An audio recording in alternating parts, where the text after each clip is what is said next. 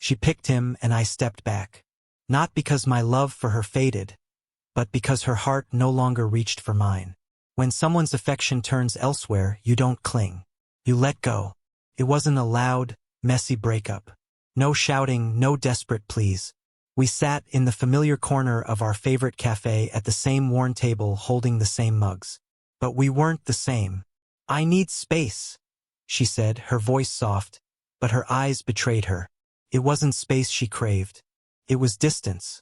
From me, from us, from everything we'd woven together. I could have probed, demanded answers. But why ask when your gut already knows? I nodded, said little, because sometimes silence speaks louder than love ever could. I left without fanfare. Just the quiet sound of my shoes on the floor of a place that no longer felt like ours. The days that followed were heavy, not calm. A suffocating quiet where your lungs ache for someone who's gone. I stopped checking my phone, avoided our old haunts, tried to mute the echo of her laughter in my mind. When friends asked if I was all right, I shrugged. Just worn out. They bought it. I almost did. But I was mourning someone still breathing, grieving a love that didn't end. It just moved on to someone else. Later, I learned it was him. The guy from her gym. The one she called just a friend. The one who made her laugh. Funny how hearts shift when someone new pays attention. I didn't resent her. Didn't even blame him.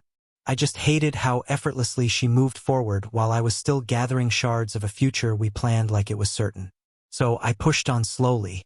I started writing my thoughts, got a haircut, switched up my habits, and mostly stopped playing the song she'd picked for me. I told myself I wouldn't be the guy who lingers, and I tried not to, at least not openly.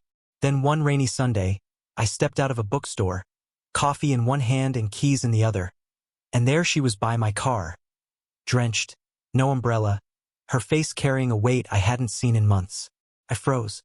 She didn't move, didn't speak until I unlocked the door. "I was wrong," she said. 3 words that cracked the armor I'd built. She looked exhausted, fragile, like sleep had been dodging her for weeks. I stayed silent, just watched. "I thought I knew what I wanted," she continued. "But it wasn't him. It was never him." The rain drummed around us, filling the gaps, as she went on. "I thought leaving you would feel like freedom, but it just showed me what it's like to be utterly alone." I wanted to yell, to demand why she'd come back now after choosing someone else. Instead, I opened the car door and we sat in silence, thick and heavy. No radio, no heater, just 2 people trying to remember how to exist together without breaking. She cried. I didn't. Maybe I'd already spent my tears. She poured out her heart. How it wasn't what she'd imagined. How she missed the way I truly saw her. How her laughter had faded. How the quiet with him wasn't warm, just hollow. She asked if we could try again. I didn't answer because when someone walks away for someone else and returns with regrets, you don't just dive back in. You pause and wonder, do I miss her? Or do I miss who I was with her? And maybe you realize the person she left behind isn't here anymore. We talked a bit longer. She asked if she could reach out later.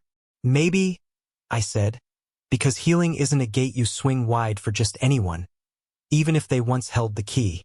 So I let her go again, not out of spite, but from a place of quiet strength. Because now I understand, when love returns after choosing another, it's not just about whether they've changed, it's about whether you have. And this time I had.